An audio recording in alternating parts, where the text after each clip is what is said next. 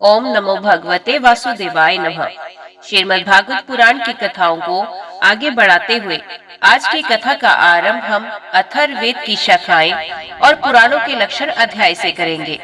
उम्मीद करती हूँ कथा का पूरा फल लेने के लिए अब कथा को शुरू से लेकर अंत तक जरूर श्रवण करेंगे। ओम नमो भगवते वासुदेवाय नमः। सूत जी कहते हैं, शौनकादि ऋषियों, मैं कह चुका हूँ कि अथर्ववेद के ज्ञाता सुमंतु मुनि थे। उन्होंने अपनी संहिता अपने प्रिय शिष्य कबंध को पढ़ाई। कबंध ने उस संहिता के दो भाग करके पथ्य और वेद दर्श को उसका अध्ययन कराया। वेद दर्श के चार शिष्य शौनकायनी, ब्रह्मबली, मोदोष और पिपलायनी। अब पथ्य के शिष्यों के नाम सुनो। शौनक जी पथ्य के तीन शिष्य थे, कुमुद, शुनक और अथर्ववेत्ता जाजली। अंगिरा, गोत्रोक्न, शुनक के दो शिष्य थे, बभ्रू और सैंध्यवायन। उन लोगों ने दो संहिताओं का अध्ययन किया। अथर्ववेद के आचार्यों में इतने अतिरिक्त सैंध्यवायन आदि के शिष्य सावर्ण्य आदि तथा नक्षत्रकल, शांति, कश्यप, आंगिरस और कई विद्वान और भी हुए। अब मैं तुम्हें पौराणिकों के संबंध में सुनाता हूँ।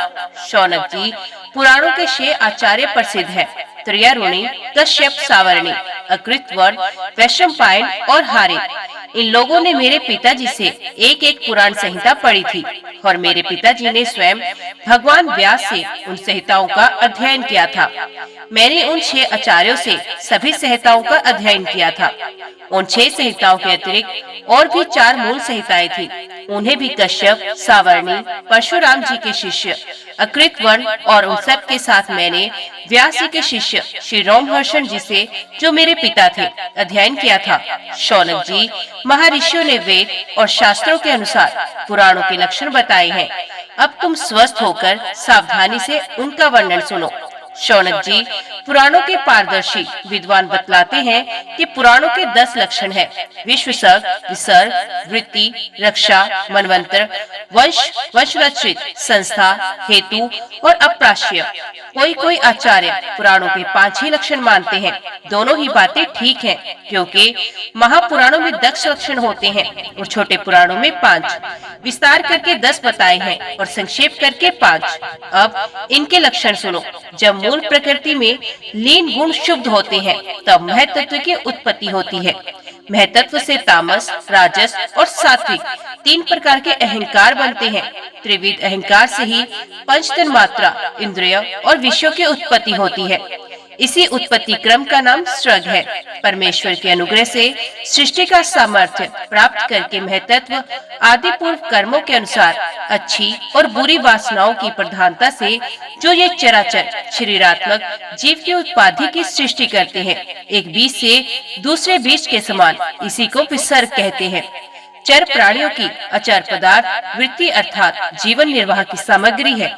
चर प्राणियों के दुग्ध आदि भी इनमें से मनुष्यों ने कुछ तो स्वभाववश कामना के अनुसार निश्चित कर ली और कुछ ने शास्त्रों के अनुसार। भगवान युग युग में पशु पक्षी, मनुष्य, ऋषि, देवता आदि के रूप में अवतार ग्रहण करके अनेकों लीलाएं करते हैं।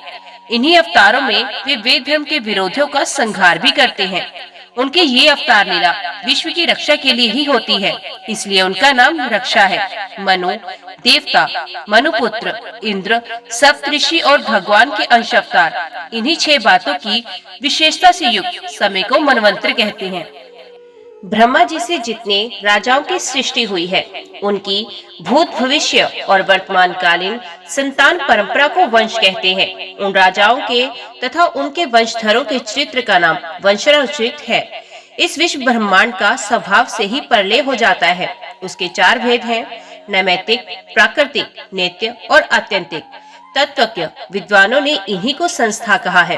पुराणों के लक्षण में हेतु नाम से जिसका व्यवहार होता है वे जीव ही है, क्योंकि वास्तव में वही सर्ग विसर्ग आदि का हेतु है और अविद्यावश अनेकों प्रकार के क्रम कलाप में उलझ गया है। जो लोग उसे चैतन्य प्रधान की दृष्टि से देखते हैं, वे उसे अनुशयी अर्थात प्रकृति में शयन करने वाला कहते हैं, और जो उपाधि की दृष्टि से कहते हैं, वे उसे अव्याकृतक अर्थात प्रकृति रूप कहते हैं। जीव की वृत्तियों में 3 विभाग हैं: जागृत, स्वप्न और सुषुप्ति।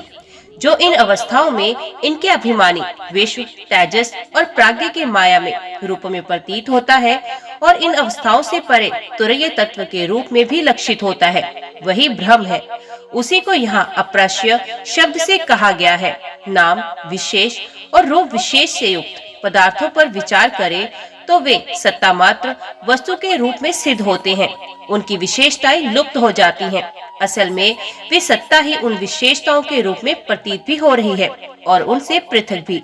ठीक इसी न्याय से शरीर और विश्व ब्रह्मांड की उत्पत्ति से लेकर मृत्यु और महाप्रलय पर्यंत जितनी भी विशेष अवस्थाएं हैं, उनके रूप में परम सत्य स्वरूप ब्रह्म ही प्रतीत हो रहा है और वे उनसे सर्वथा पृथक भी है। यही वाक्य भेद से अधिष्ठान और साक्षी के रूप में ब्रह्म ही पूर्णोक्त आश्रय तत्व है। जब चित्त स्वयं आत्म विचार अथवा योगाभ्यास के द्वारा सत्वगुण, रजोगुण, तमोगुण संबंधित व्यवहारिक वृत्तियों और जागृत स्वपन आदि स्वाभाविक वृत्तियों का त्याग करके उपराम हो जाता है, तब शांति वृत्ति में तत्वमसि आदि महावाक्यों के द्वारा आत्मज्ञान का उदय होता है।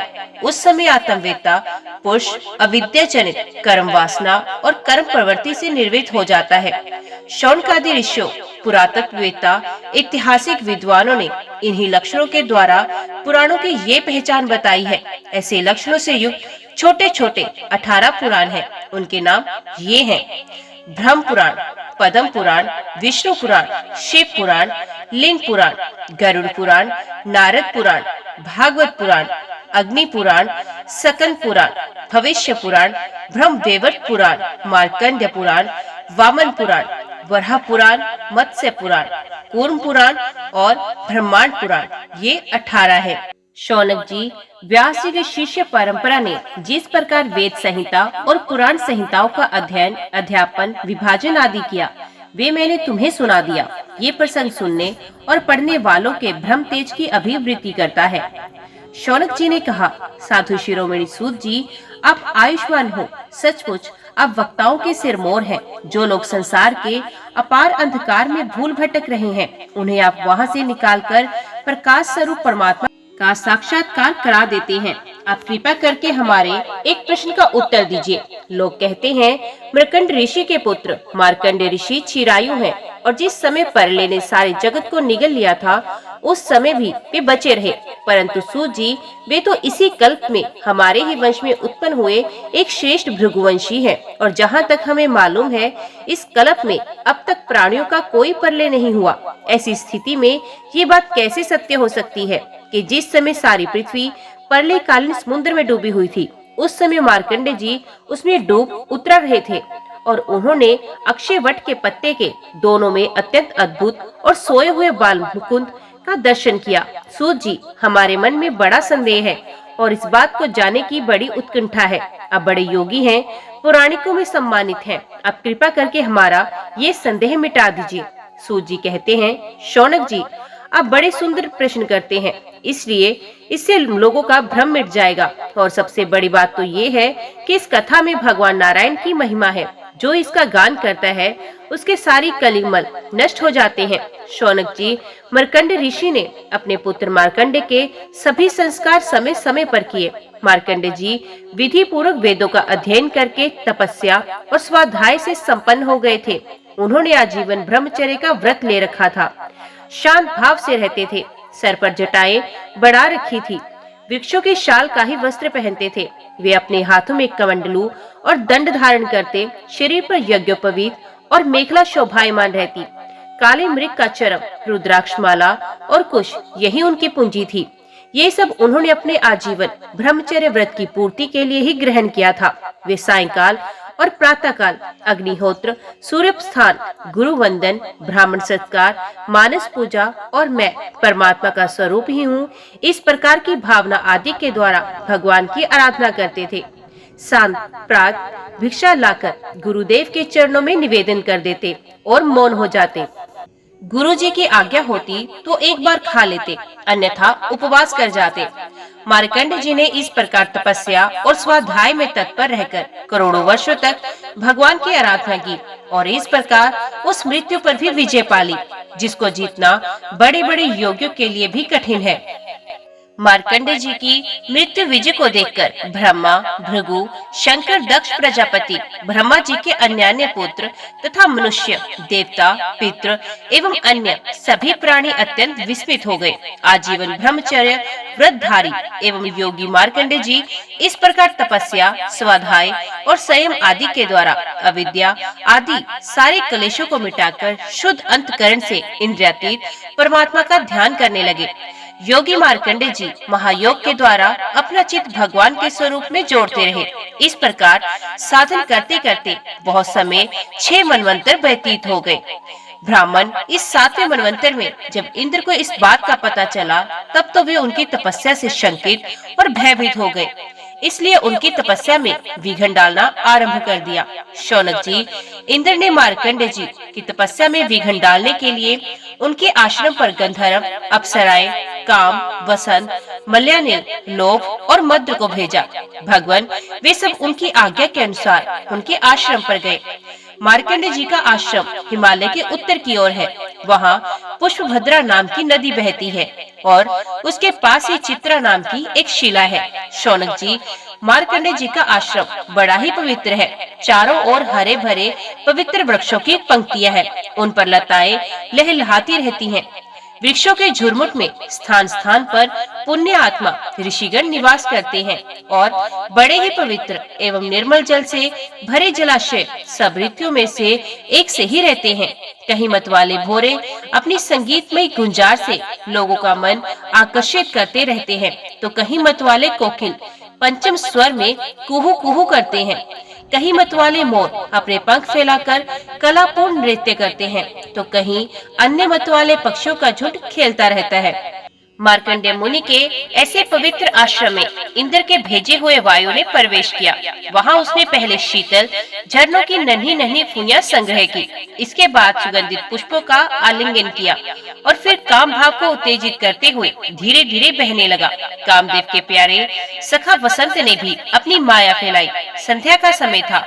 चंद्रमा उदित हो अपनी मनोहर किरणों का विस्तार कर रहे थे। सहस्र सहस्र डालियों वाले वृक्ष लताओं का आलिंगन पाकर धरती पर झुके हुए थे। नई नई कोपलों, फलों और फूलों के गुच्छे अलग ही शोभायमान हो रहे थे। वसंत का साम्राज्य देखकर कामदेव ने भी वहां प्रवेश किया। उसके साथ गाने बजाने वाले गंधर्व झुंड के झुंड चल रहे थे। उसके चारों ओर बहुत सी स्वर्गीय अप्सराएं चल रही थी और अकेला काम ही सबका नायक था। उसके हाथ में पुष्पों का धनुष और उस पर सम्मोहन आदि बाण चढ़े हुए थे। उस समय मार्कंडेय मुनि अग्निहोत्र करके भगवान की उपासना कर रहे थे। उनके नेत्र बंद थे। वे इतने तेजस्वी थे मानो स्वयं अग्निदेव ही मूर्तिमान होकर बैठे हों। उनको देखने से ही मालूम हो जाता कि इनको पराजित कर सकना बहुत ही कठिन है। इंद्र के आज्ञाकारी सेवकों ने मार्कंडेय मुनि को इस अवस्था में देखा। अब अप्सराएं उनके सामने नाचने लगी। कुछ गंधर्व मधुर गान करने लगे, तो कुछ मृदंग, वीणा, ढोल आदि बाजे बड़े मनोहर स्वर में बजाने लगे। शौनक जी, अब कामदेव ने अपने पुष्प निर्मित धनुष पर पंचमुख बाण चढ़ाया। उसके बाण के 5 मुख हैं: शोषण, दीपन, सम्मोहन, तापन और उन्मादन। जिस समय वे निशाना लगाने की ताक में था, उस समय इंद्र के सेवक वसंत और लोभ मार्कंडेय मुनि का मन विचलित करने के लिए प्रयत्नशील थे। उनके सामने ही पुंजिक स्थली नाम की सुंदरी अप्सरा गेंद खेल रही थी। स्तनों के भार से बार बार उसकी कमर लचक जाया करती थी। साथ ही उसकी चोटियों में गूंधे हुए सुंदर सुंदर पुष्प और मालाएं बिखर कर धरती पर गिर जाती थी। कभी कभी वे तिरछी चितवन से इधर उधर देख लिया करती थी। उसके नेत्र कभी गेंद के साथ आकाश की ओर जाते, तो कभी धरती की ओर और कभी हथेलियों की ओर। वे बड़े हाव भाव के साथ गेंद की ओर दौड़ती थी। उसी समय उसकी गर्दनी टूट गई और वायु ने उसकी छीनी सी साड़ी को शरीर से अलग कर दिया। कामदेव ने अपना उपयुक्त अवसर देखकर और ये समझकर कि अब मार्कंडेय मुनि को मैंने जीत लिया, उनके ऊपर अपना बाण छोड़ा, परंतु उसकी एक न चली। मार्कंडेय मुनि पर उसका सारा उद्योग निष्फल हो गया। ठीक वैसे ही जैसे असमर्थ और अभागे पुरुषों के प्रयत्न विफल हो जाते हैं। शौनक जी, मार्कंडेय मुनि अपरिमित तेजस्वी थे। काम, वसंत आदि आए तो थे इसलिए कि उन्हें तपस्या से भ्रष्ट कर दे, परंतु अब उनके तेज से जलने लगे। और ठीक उसी प्रकार भाग गए जैसे छोटे छोटे बच्चे सोते हुए सांप को जगाकर भाग जाते हैं। शौनक जी, इंद्र के सेवकों ने इस प्रकार मार्कंडेय जी को पराजित करना चाहा, परंतु वे रत्ती भर भी विचलित नहीं हुए। इतना ही नहीं, उनके मन में इस बात को लेकर भी अहंकार भाव न हुआ। सच है, महापुरुषों के लिए ये कौन सी आश्चर्य की बात है। जब देवराज इंद्र ने देखा कि कामदेव अपनी सेना के साथ निश्चेत हतप्रभ होकर लौटा है और सुना है कि ब्रह्म ऋषि मार्कंडेय जी परम प्रभावशाली हैं, तब उन्हें बड़ा ही आश्चर्य हुआ। शौनक जी, मार्कंडेय मुनि तपस्या, स्वाध्याय, धारणा, ध्यान और समाधि के द्वारा भगवान में चित्त लगाने का प्रयत्न करते रहते थे। अब उन पर कृपा प्रसाद की वर्षा करने के लिए मुनिजन नयन मनोहारी नरोत्तम नर और भगवान प्रकट हुए। उन दोनों में एक का शरीर गौर वर्ण था और दूसरे का श्याम वर्ण। दोनों की ही नेत्र तुरंत ही खिले हुए कमल के समान कोमल और विशाल थे। चार चार भुजाएं थी। एक मृग चर्म पहने हुए थे तो दूसरे वृक्ष की शाल, हाथों में कुश लिए हुए थे और गले में तीन तीन सूत के यज्ञोपवीत शोभायमान थे। वे कमंडलू और बांस का सीधा दंड ग्रहण किए हुए थे। कमल गट्टे की माला और जीवों को हटाने के लिए वस्त्र की कूंची भी नहीं रखते थे। ब्रह्मा, इंद्र आदि के भी पूज्य भगवान नर नारायण कुछ ऊंचे कद के थे और वेद धारण किए हुए थे। उनके शरीर से चमकती हुई बिजली के समान पीले पीले रंग की स्वयं तप भी मूर्तिमान हो गया हो। जब मार्कंडेय मुनि ने देखा कि भगवान के साक्षात स्वरूप नर नारायण ऋषि पधारे हैं, तब वे बड़े आदर भाव से उठकर खड़े हो गए और धरती पर दंडवत लेटकर साष्टांग प्रणाम किया। भगवान के दिव्य दर्शन से उन्हें इतना आनंद हुआ कि उनका रोम रोम, उनकी सारी इंद्रियां एवं अंतकरण शांति के समुद्र में गोता खाने लगी। शरीर पुलकित हो गया, नेत्रों में आंसू उमड़ आए, जिसके कारण वे उन्हें भर आंख देख भी न सकते। तदंतर वे हाथ जोड़कर उठ खड़े हुए। उनका अंग अंग भगवान के सामने झुका जा रहा था। उनके हृदय में उत्सुकता तो इतनी थी मानो वे भगवान का आलिंगन कर लेंगे। उनसे और कुछ तो बोला न गया। गदगद वाणी से केवल इतने ही कहा, नमस्कार नमस्कार। इसके बाद उन्होंने दोनों को आसन पर बिठाया, बड़े प्रेम से उनके चरण पखारे और अर्घ्य, चंदन, धूप और माला आदि से उनकी पूजा करने लगे। भगवान नर नारायण सुख पूर्वक आसन पर विराजमान थे और मार्कंडेय जी पर कृपा प्रसाद की वर्षा कर रहे थे। पूजा के अनंतर मार्कंडेय मुनि ने उस सर्वश्रेष्ठ मुनि वेशधारी नर नारायण के चरणों में प्रणाम किया और ये स्तुति की। उन्होंने कहा, भगवान, मैं अल्पयज्ञ जीव भला आपकी अनंत महिमा का कैसे वर्णन करूं। आपकी प्रेरणा से ही संपूर्ण प्राणियों, ब्रह्मा, शिव तथा मेरे शरीर में भी प्राण शक्ति का संचार होता है और फिर उसी के कारण वाणी, मन तथा इंद्रियों में भी बोलने, सोचने, विचारने और करने जानने की शक्ति आती है। इस प्रकार सबके प्रेरक और परम स्वतंत्र होने पर भी आप अपना भजन करने वाले भक्तों के प्रेम बंधन में बंधे हुए हैं। प्रभु, आपने केवल विश्व की रक्षा के लिए ही जैसे मत्स्य, कूर्म आदि अनेकों अवतार ग्रहण किए, वैसे ही आपने ये दोनों रूप भी त्रिलोकी का कल्याण, उसके दुख निवृत्ति और विश्व के प्राणियों को मृत्यु पर विजय प्राप्त कराने के लिए ग्रहण किया है। आप रक्षा तो करते ही हैं, मकड़ी के समान आपसे ही इस विश्व को प्रकट करते हैं और फिर स्वयं अपने में ही लीन भी करते हैं। आप चराचर का पालन और नियमन करने वाले हैं। मैं आपके चरण कमलों में प्रणाम करता हूँ। जो आपके चरण कमलों की शरण ग्रहण कर लेते हैं, उन्हें कर्म, गुण और काल जनित क्लेश स्पर्श भी नहीं कर सकते।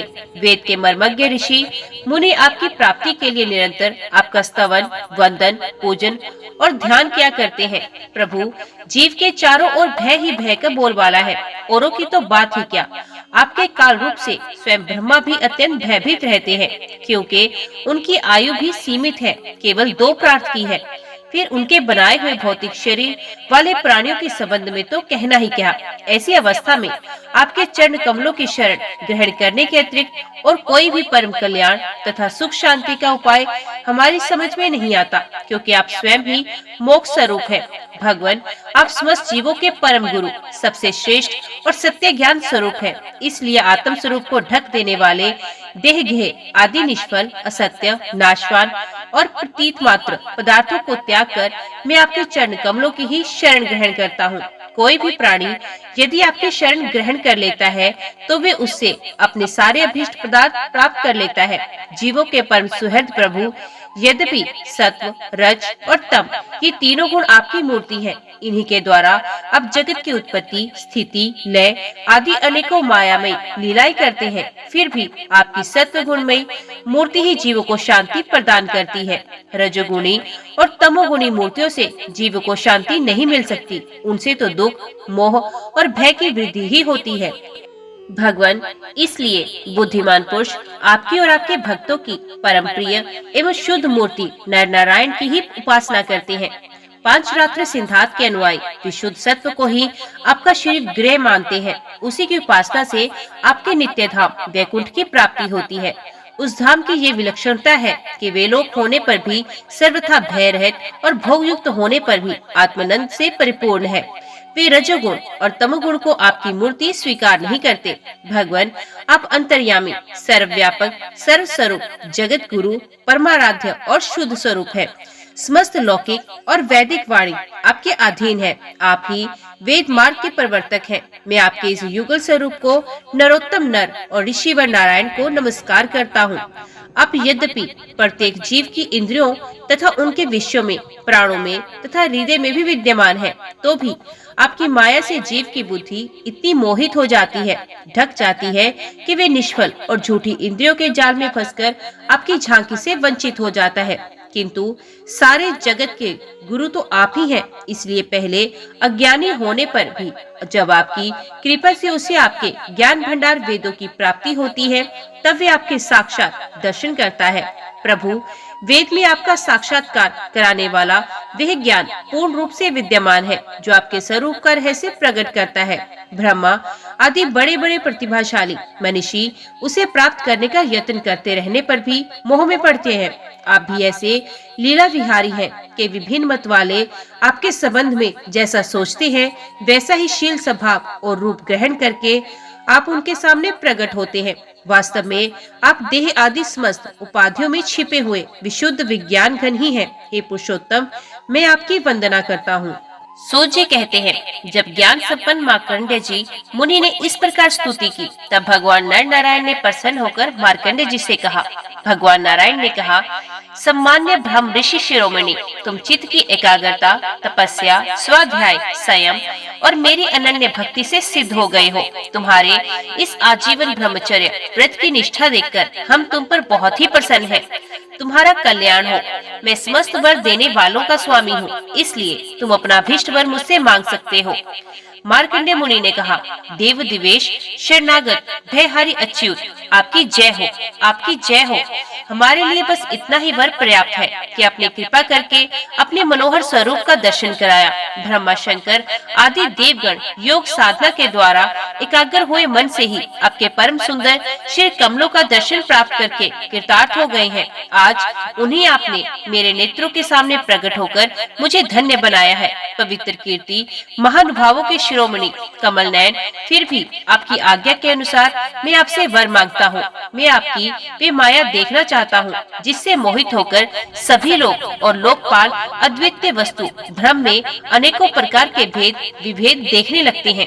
सूत जी कहते हैं, शौनक जी, जब इस प्रकार मार्कंडेय जी मुनि ने भगवान नर नारायण की इच्छा अनुसार स्तुति पूजा कर ली एवं वरदान मांग लिया, तब उन्होंने मुस्कुराते हुए कहा, ठीक है, ऐसा ही होगा। इसके बाद वे अपने आश्रम बद्रीवन को चले गए। मार्कंडेय जी मुनि अपने आश्रम पर ही रहकर निरंतर इस बात का चिंतन करते रहते कि मुझे माया के दर्शन कब होंगे।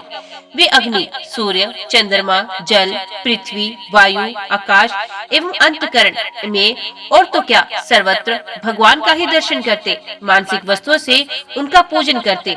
कभी कभी तो उनके हृदय में प्रेम की ऐसी बाढ़ आ जाती कि उसके प्रवाह में डूबने उतरने लगते।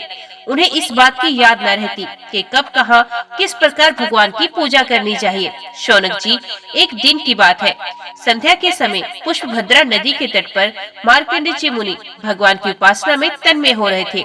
ब्राह्मण उसी समय एकाएक बड़े जोर की आंधी चलने लगी। उस समय आंधी के कारण बड़ी भयानक आवाज होने लगी और बड़े विकराल बादल आकाश में मंडराने लगे। बिजली चमक चमक कर कड़कने लगी और रथ के घुरे हुए समान जल की मोटी मोटी धाराएं पृथ्वी पर गिरने लगी। यही नहीं, मार्कंडे जी मुनि को ऐसा दिखाई पड़ा कि चारों ओर से समुद्र समूची पृथ्वी को निगलते हुए उमड़े आ रहे हैं। आंधी के वेग से समुद्र में बड़ी बड़ी लहरें उठ रही हैं, बड़े भयंकर भंवर पड़ रहे हैं और भयंकर ध्वनि कान फाड़े डाल रही है। स्थान स्थान पर बड़े बड़े मगर उछल रहे हैं। उस समय बाहर भीतर चारों ओर जल ही जल दिखता था। ऐसा जान पड़ता था कि उस जल राशि में पृथ्वी ही नहीं स्वर्ग भी डूबा जा रहा है। ऊपर से बड़े वेग से आंधी चल रही है और बिजली चमक रही है, जिससे संपूर्ण जगत संतप्त हो रहा है। जब मार्कंडे जी ने देखा कि इस जल प्रलय से सारी पृथ्वी डूब गई है, उद्भिज, स्वेदज, अंडज और जरायुज चारों प्रकार के प्राणी तथा स्वयं वे भी अत्यंत व्याकुल हो रहे हैं, तब वे उदास हो गए और साथ ही अत्यंत भयभीत भी। उनके सामने ही प्रलय समुद्र में भयंकर लहरें उठ रही थी, आंधी के वेग से जल राशि उछल रही थी और प्रलय कालीन बादल बरस बरस कर समुद्र को और भी भरते जा रहे थे। उन्होंने देखा कि समुद्र में द्वीप, वर्ष और पर्वतों के साथ सारी पृथ्वी को डुबो दिया। पृथ्वी, अंतरिक्ष, स्वर्ग, ज्योतिर्मंडल, ग्रह, नक्षत्र एवं तारा का समूह, दिशाओं के साथ तीनों लोग जल में डूब गए। बस उस समय एकमात्र महामुनि मार्कंडे जी ही बच रहे हैं। उस समय वे पागल और अंधे के समान जटा फैलाकर यहाँ से वहाँ से यहाँ भाग भाग कर अपने प्राण बचाने की चेष्टा कर रहे थे। वे भूख प्यास से व्याकुल हो रहे थे। किसी ओर बड़े बड़े मगर तो किसी ओर बड़े बड़े तिमिंगल मच्छ उन पर टूट पड़ते। किसी ओर से हवा का झोंका आता तो किसी ओर से लहरों के थपेड़े उन्हें घायल कर देते। इस प्रकार इधर उधर भटकते भटकते वे अपार अज्ञान अंधकार में पड़ गए, बेहोश हो गए और इतने थक गए कि उन्हें पृथ्वी और आकाश का भी ज्ञान न रहा। वे कभी बड़े भारी भंवर में पड़ जाते, कभी तरल तरंगों की चोट से चंचल हो उठते। जब कभी जल जंतु आपस में एक दूसरे पर आक्रमण करते, तब ये अचानक ही उनके शिकार बन जाते। कहीं शोकग्रस्त हो जाते तो कहीं मोहग्रस्त, कभी दुख ही दुख के निमित्त आते तो कभी तनिक सुख भी मिल जाता, कभी भयभीत होते, कभी मर जाते तो कभी तरह तरह के रोग उन्हें सताने लगते। इस प्रकार मार्कंडे जी मुनि विष्णु भगवान की माया के चक्कर में मोहित हो रहे थे। इस प्रलय काल में समुद्र में भटकते भटकते उन्हें सैकड़ों हजारों ही नहीं लाखों करोड़ों वर्ष बीत गए। शौनक जी, मार्कंडे मुनि इसी प्रकार प्रलय के जल में बहुत समय तक भटकते रहे। एक बार उन्होंने पृथ्वी के एक टीले पर एक छोटा सा बरगद का पेड़ देखा। उसमें हरे हरे पत्ते और लाल लाल फल शोभायमान हो रहे थे। बरगद के पेड़ में ईशान कोण पर एक डाल थी, उसमें एक पत्तों का दोना सा बन गया था। उसी पर एक बड़ा ही सुंदर नन्हा सा शिशु लेट रहा था। उसके शरीर से ऐसी उज्जवल छटा छिटक रही थी जिससे आसपास का अंधेरा दूर हो रहा था। वे शिशु मरकत मणि के समान सांवला सांवला था। मुख कमल पर सारा सौंदर्य फूटा पड़ता था। गर्दन शंख के समान उतार चढ़ाव वाली थी। छाती चौड़ी थी, तोते की चोंच के समान सुंदर नासिका और भौहें बड़ी मनोहर थी। काली काली घुंघराली हल्के कपोलों पर लटक रही थी और श्वास लगने से कभी कभी हिल भी जाती थी।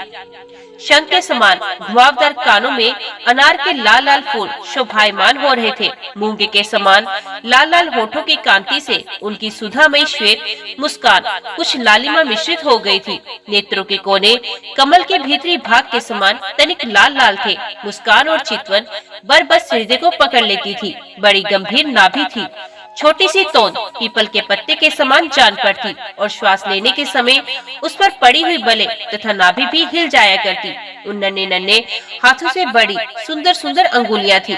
ये शिशु अपने दोनों कर कमलों से एक चंड कमल को मुख में डालकर चूस रहा था। मार्कंडे मुनि ये दिव्य दृश्य देखकर विस्मित हो गए। शौनक जी, उस दिव्य शिशु को देखते ही मार्कंडे मुनि की सारी थकावट गई। आनंद से उनके हृदय कमल और नेत्र कमल खिल गए। शरीर पुलकित हो गया। उस नन्हे से शिशु के इस अद्भुत भाव को देखकर उनके मन में तरह तरह की शंकाएं, ये कौन है इत्यादि आने लगी और वे उस शिशु से ये बातें पूछने के लिए उसके सामने सरक गए। अभी मार्कंडे जी पहुंच भी न पाए थे कि उस शिशु के श्वास के साथ उसके शरीर के भीतर उसी प्रकार घुस गया जैसे कोई मच्छर किसी के पेट में चला जाए। उस शिशु के पेट में जाकर उन्होंने सब की सब वही सृष्टि देखी जैसी परले के पहले उन्होंने देखी थी। वे सब विचित्र दृश्य देखकर आश्चर्यचकित हो गए। वे मोहवश कुछ सोच विचार भी न सके। उन्होंने उस शिशु के उदर में आकाश, अंतरिक्ष, ज्योतिर्मंडल, पर्वत, समुद्र, द्वीप, वर्ष, दिशाएं, देवता, दैत्य, वन, देश, नदियां, नगर, खाने, किसानों के गांव, अहीरों की बस्तियां, आश्रम, वर्ण, उनके आचार व्यवहार, पंच महाभूत, भूतों से बने हुए प्राणियों के शरीर तथा पदार्थ, अनेक युग और कल्पों के भेद से युक्त काल आदि सब कुछ देखा।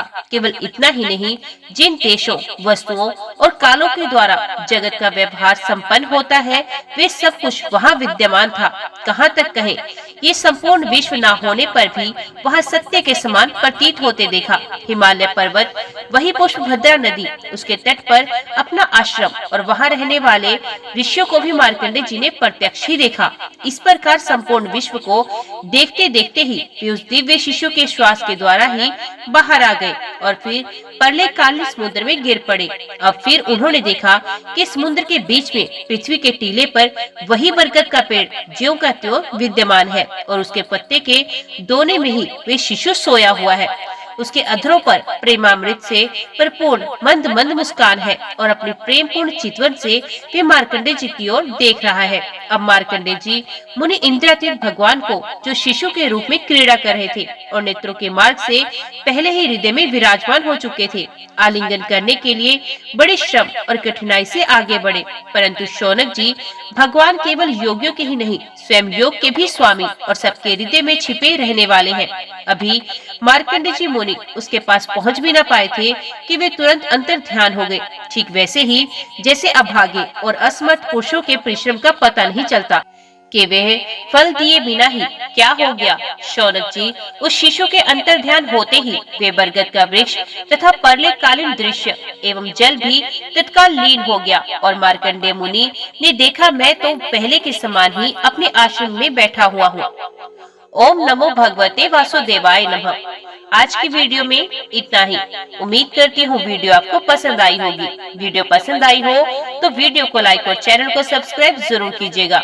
जय श्री हरि लिखकर कमेंट बॉक्स में अपनी हाजिरी और अपने सुझाव देना ना भूलेगा।